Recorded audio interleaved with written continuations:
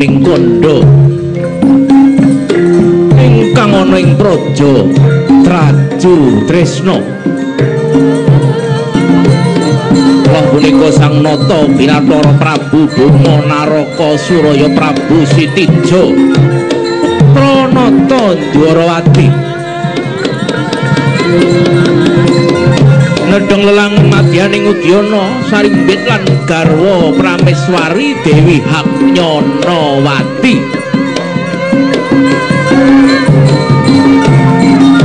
Senajan ing samudana parandene kawistara Sang Prabu Boma sura nedheng anandang tinggin ribet sadroning patos angraosaken perkawis ikit Dorana ingkang nedya kacabel dening Risang Gatotkaca prayit ning piwuh patih pantat nyana sumawon Garuda Wilmuna kya hamrebeki.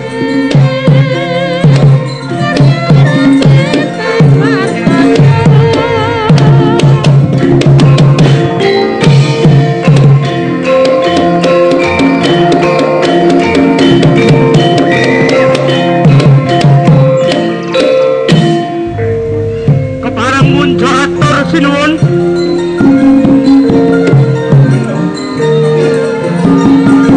kula mangertos senajan paduka jejogetan kados mekaten nanging kula ngertos yen paduka nembe kemawon anawung bendu sinuwun.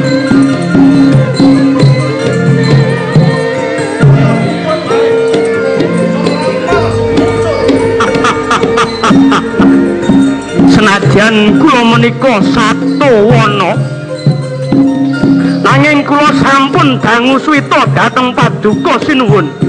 Kula sampun mangertos sanggit rungsit paduka sinuwun.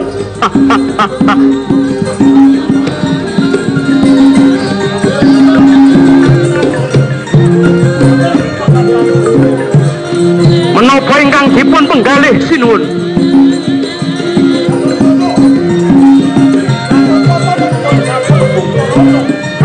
Adalah kok saged naripun kados pundi sinuwun?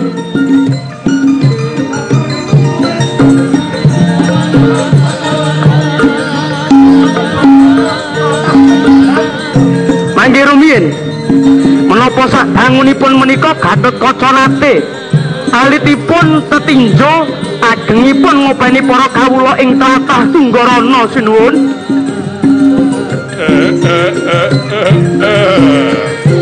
Nun sewu sinuwun watur enget pilih ingkang dados mensah paduka menika tasih kadang piyambak sinuwun. Panggih rumiyin menawi sampun ngrembak bab leladan sederek menika pinanggih wingking langkung-langkung Gatotkaca menika namung misanan sinuwun.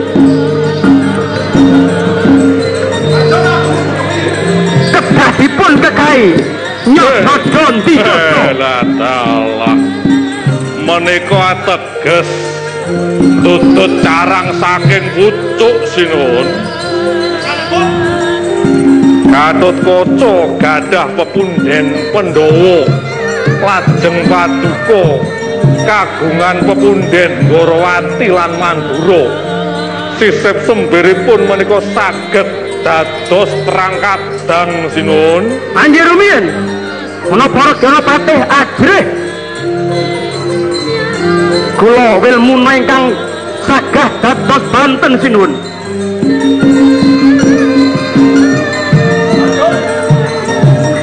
Sinuwun keparengan kula sumela atur sinuwun bab perkawis menika panjenengan kedah pikiraken ingkang kanthi pikiran ingkang wening sinuwun.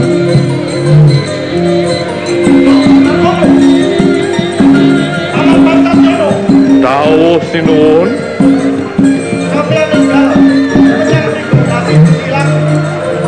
Layang kuwi sing Gatotkaca ngestoaken dawuh sinuwun.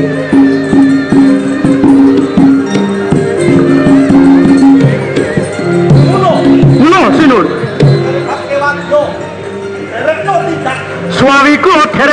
sinuwun.